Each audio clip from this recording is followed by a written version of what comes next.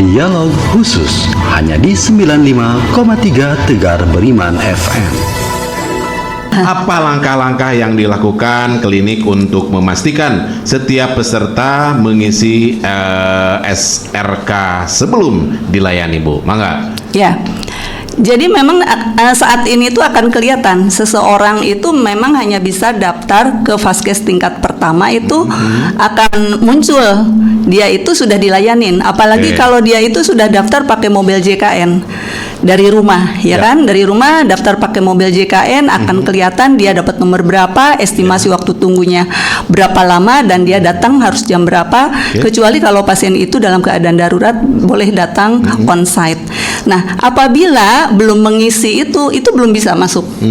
Nah, kalau misalnya belum bisa mengisi, akan datang ke kami, bisa on-site. Dari fasilitas kesehatan tingkat pertama akan dibantu ya untuk memandu dia supaya bisa. Kadang-kadang kan terkendala dengan HP-nya yang mungkin tidak support, atau mungkin jaringan di rumahnya, internetnya yang nggak support, atau mungkin dia lupa password kalau yang sudah sepuh, atau lupa apalah. Atau mungkin juga dari maaf nih, Bu, ya kayak Abah gini kan gaptek gitu kan. Ya, Bu, ya. Masa iya sih Abah gaptek? Ya, maksudnya Abah gaptek dan juga mungkin bisa yang lain. Nah, kalau ada menemukan hal seperti itu, langkah apa, Bu? Kalau ini ada masyarakat seperti itu, langkah konkret apa yang dilakukan oleh BPJS supaya kelompok-kelompok yang tadi gitu ya, yang mungkin HP-nya, yang mungkin jaringannya, yang mungkin juga gaptek karena orang lembur seperti apa gitu, orang tua udah tua kan, zaman Abah gini mah dulu nggak ada HP, jadi saya sekarang tuh masih bingung gitu, ayap-ayapan, masih ada yang seperti itu. Apa langkahnya, Bu?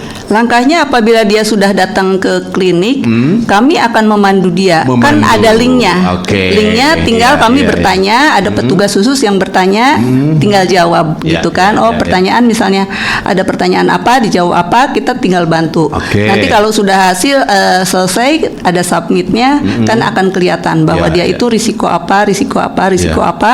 Nah, dari kami tinggal tindak lanjutnya ke depannya apa yang mau dilakukan dengan hasil dari screening riwayat kesehatan itu. Baik, Ibu, kalau begitu bagaimana peranan sistem notifikasi di aplikasi spesial ini, PKTP dalam FKTP ya. Orang Sunda ini FKTP dalam mendukung kewajiban screening ini, Bu. Silakan, Bu. Jadi di sistemnya BPJS itu, di Electronic Medical Record PCare-nya itu memang sudah muncul ya. Apabila seseorang datang itu akan muncul. Kalau datang sekarang itu udah pasti sudah ada notifikasinya, sudah melakukan screening kesehatan. Kemudian apabila dia sudah melakukan screening kesehatan itu sudah muncul risikonya apa. Jadi dari situ kita tinggal nangkep aja bahwa ibu mohon izin, ini ternyata dari hasil screeningnya ibu ada risiko ini, ada risiko ini. Langsung ketahuan, Bu, ya. Betul. Nah, dari situ silakan ibu atur waktu kapan mau melakukan tindak lanjutnya. Misal seseorang itu ada risiko diabetes. Nah, untuk risiko diabetes itu kan harus diatur cek gula darah puasanya 10 sampai 12 jam. Setelah cek gula darah puasa, makan 2 jam sudah makan, kita akan cek lagi. Hasilnya apa? Apakah aman, prediabetes atau diabetes? Nah, dari hasil itu akan ada tindak lanjut lagi untuk selanjutnya. Baik, selanjutnya, Bu, apakah kebijakan mandatory SRK ini berdampak terhadap alur pelayanan di klinik, terutama dari sisi waktu dan administrasinya, Bu? Ya, awal-awal memang sesuatu perubahan itu pasti ada dampak ya. Tetapi mau nggak mau, suka nggak suka, karena itu adalah sesuatu yang sangat bagus ya. Kami siap mendampingi mereka. Jadi kami untuk screening itu, kami dengan masif itu memberikan sosialisasi lewat WhatsApp grup, Ya. lewat komunitas. Kami kerjasama juga dengan RT-RT, dengan RW, dengan komunitas Persatuan Diabetes Indonesia, Oke. Bioenergy Powers, kemudian komunitas pensiunan dikirim bahwa ini bisa screening lewat mobil JKN. Baik. Dan apabila tidak bisa, kami akan kirim link juga. Kemudian kalau yang tidak bisa, kami akan siapkan waktu kapan mereka datang dan kami akan bantu. Oke, baik, satu kebi untuk buat Ibu Dr. Elis, Bu. Apa tantangan terbesar yang dihadapi tenaga kesehatan atau petugas administrasi dalam penerapan SRK di klinik, Bu? Mangga. Ya, tantangannya yang sudah saya sampaikan tadi adalah pasien tidak menjawab dengan benar. Oke. Ya, karena kalau menjawab tidak benar itu akan pencerminan dari kondisi dia yang sebenarnya itu akan luput, gitu kan? Harusnya kan tujuannya dari screening itu kami akan mendapatkan pola penyakit-penyakit dari penyakit kronis yang harus kami tanganin. Oke. Kami bisa memetakan penyakit kronis apa saja, kepesertaan BPJS Kesehatan yang bergabung di tempat kami, sehingga kami bisa menyiapkan segala sesuatunya dari mulai laboratorium, SDM, dan kemudian nanti poli apa saja yang harus kami siapkan, gitu. Nah, tapi kalau misalnya pasiennya menjawabnya tidak jujur, nah itu akan sulit. Sulit. Ya. Jadi kalau nanti sulit, terima resiko sendiri. Kenapa nggak jujur, Bu ya? Betul. Kemudian tantangan yang kedua adalah banyak di antara pasien-pasien itu peserta BPJS Kesehatan yang dia itu justru takut ya. Takut dengan hasil screening.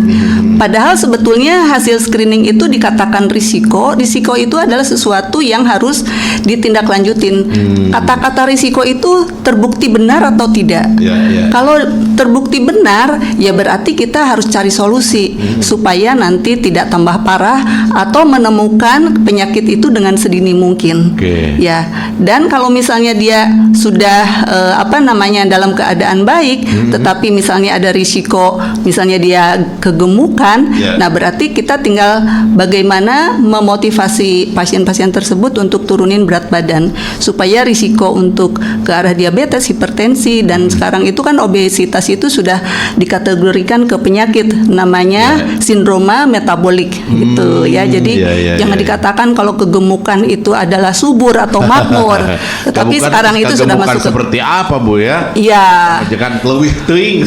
Ya, bisa diukur lingkar perutnya. Kalau laki-laki lebih dari 90 sudah masuk ke obesitas sentral gitu kan. Kalau perempuan lebih dari 90 cm. Kalau perempuan lebih dari 80 cm itu juga harus diwaspadai dan harus dilakukan suatu upaya untuk menurunkan berat badan secara bertahap. Oke, Abah jadi megang-megang perut ya. Abah kalau kurang lebih ini ada kali 70 mah nih. Abah mah. Enggak, Abah tuh kelihatan dari sini ada 100 tuh. Tuh, Ibu Tiasa. Baik pendengar dimanapun Anda berada, seru sekali, menarik sekali perbincangan kita ya untuk masyarakat. Kalau kita tahu kan masyarakat ini semua itu sekarang ini gitu ya, semua pasti anggota BPJS itu menjadi anggota lah gitu ya, hampir mayoritas karena ya memang kewajiban dan tidak dari pemerintah memang harus kita BPJS. Kalau tidak ya tahu sendiri gitulah ya.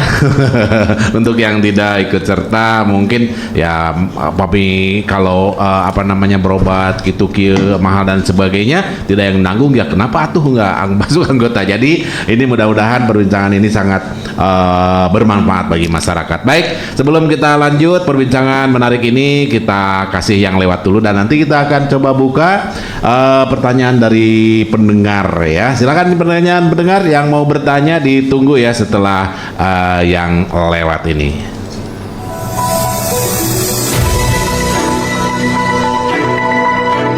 Dialog khusus hanya di 95,3 Tegar Beriman FM.